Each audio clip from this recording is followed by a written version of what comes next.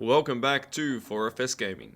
Today we have for you our third tactical tour, and the compound in question is the Chapel of Madonna Noire. This is the updated version of the map that I was able to play on the test server before the Lawson Delta overran it, and it should be live by the time this video releases, but it is not on the live server at the time of making this video. The chapel is one of the more simple compounds, with only a few ways in or out of the boss lair.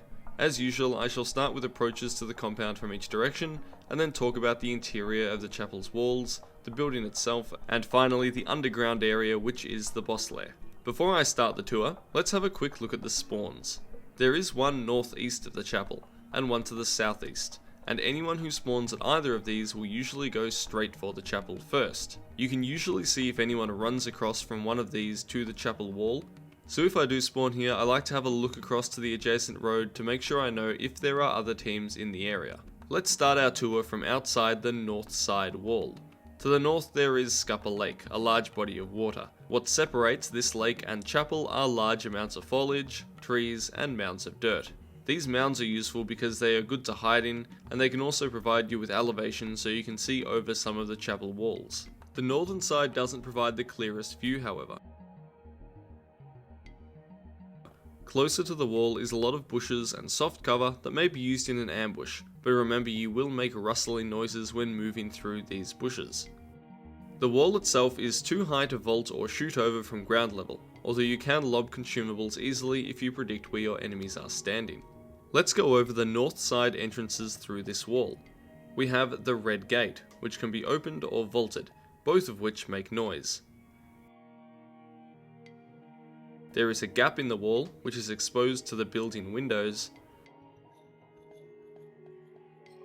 A second gap in the wall, which provides a lot more cover. And this third gap in the wall at the northwest corner. Now this provides a lot of cover when you enter, but it is far away from the church building. It should be noted that some, if not all of these entrances will normally be guarded by a combination of crows, meatheads, armoreds, and possibly even dogs. Let's wrap around to the west side, which borders the river that cuts across the map. The river is often infested with water devils, and it is slow to cross while also lacking any form of cover. This makes the bridge an enticing option when approaching the chapel from the west or fleeing that way with the bounty. Because of this, be careful of ambushes while crossing.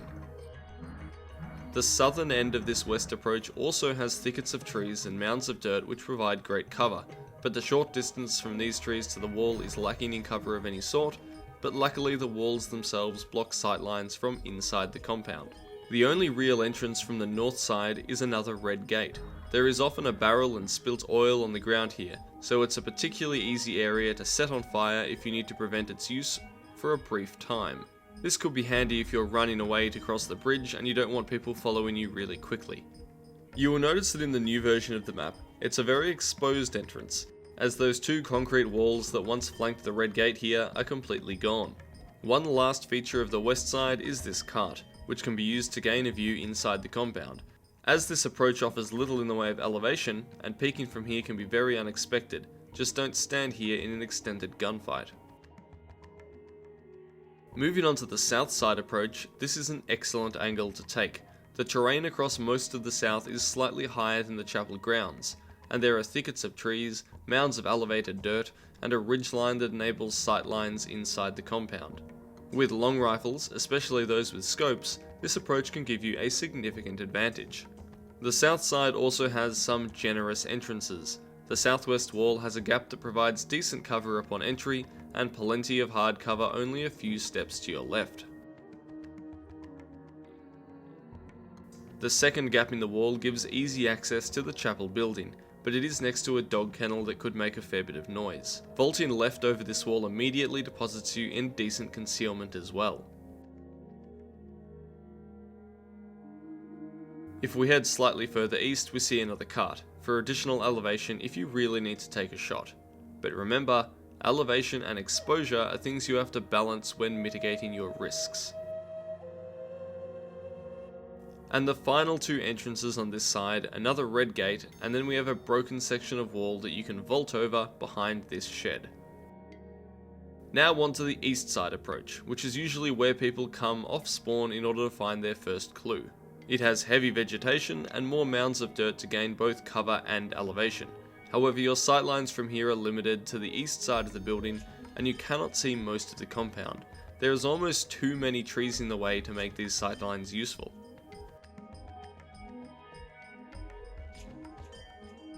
This one mound here does give you a good view of the chapel building and a common entrance and exit to the east. As for gaps in the wall, there is this section here which can be vaulted on or over, allowing you to get inside or to walk on top of the wall itself. Not that I have ever seen that prove to be particularly useful. We have another red gate, which provides little cover once you enter, and the final entrance is this great little concealed gap, which gives you a lot of options for taking different positions when you get inside because it's behind that shed.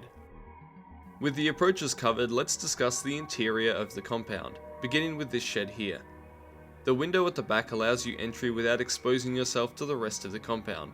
Along with supplies, the hut allows you to peek out from either side of it, through the large sliding doorway, or even through these small windows, both on targets outside to the east, or to the chapel building itself.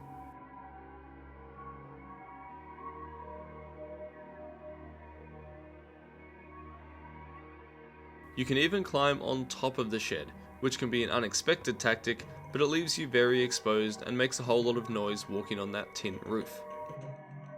A bit closer to the building, we have another cart, and this one you can actually hide in. Just remember that it's made of wood and can be shot through. Around the chapel building is an assortment of cover, varying from bushes to a short wall and some crates, all of which could be useful in a firefight, to catch bullets, or just break line of sight. Moving around a bit further, we find this little hut here, which often houses a clue, and it does provide some concealment whilst allowing you to shoot out of it with ease. However, once you're discovered, it becomes a little bit of a death trap because it's so small. The west side contains low cover in the form of caskets and low walls all the way around.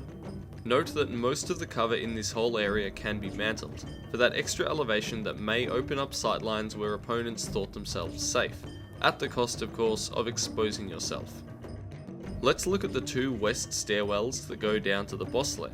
They are roughly identical, surrounded by heavy cover, and they have two gaps that can be used to access each stairwell. From between the two entrances, you can use these chairs to get on top of them, which is a great spot to ambush people running up the stairs below you. Here we are at the second entrance, which as mentioned is very similar to the first.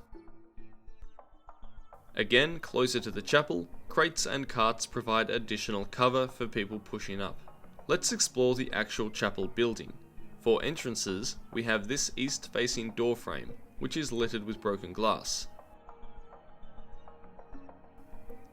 This north-facing window mantles right next to the stairwell into the boss lair, with more broken glass.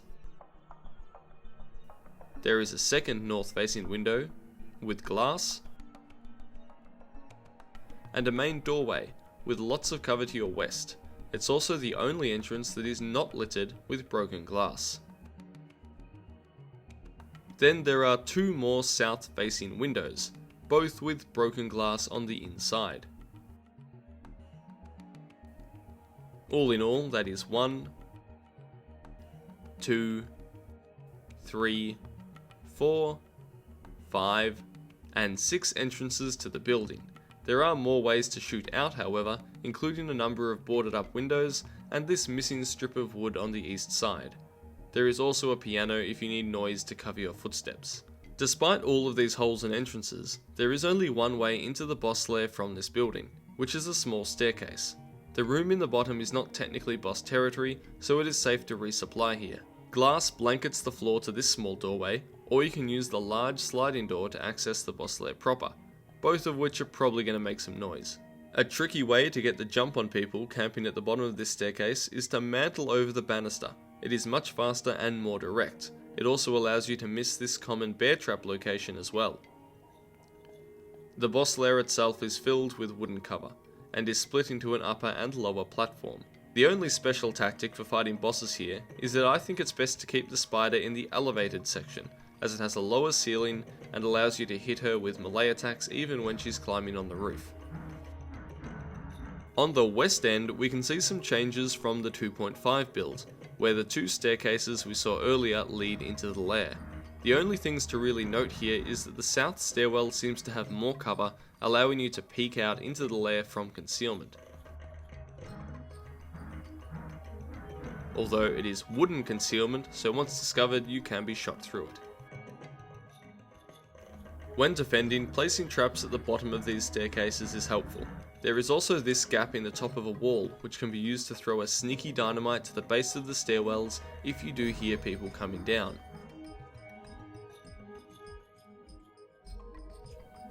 There is also this really sneaky spot here from which you can get shots on the north stairs. That being said, I recommend not camping in the basement when defending the banishing. It is really easy to cut you off even with the extra exits. 1 or 2 concertina bombs can really ruin your day here, so I suggest having one if not both of you above ground in different positions to repel attackers. And that pretty much brings us to the end of this tour. If you have a suggestion for the next compound, please let me know in the comments below. I will not be doing the Lawson Delta compounds quite yet though, as I suspect that they will change pretty quickly and possibly significantly over the next few months. If you enjoyed this video, please leave a like or consider subscribing. Thank you so much for watching. This is Ascendance from 4FS Gaming.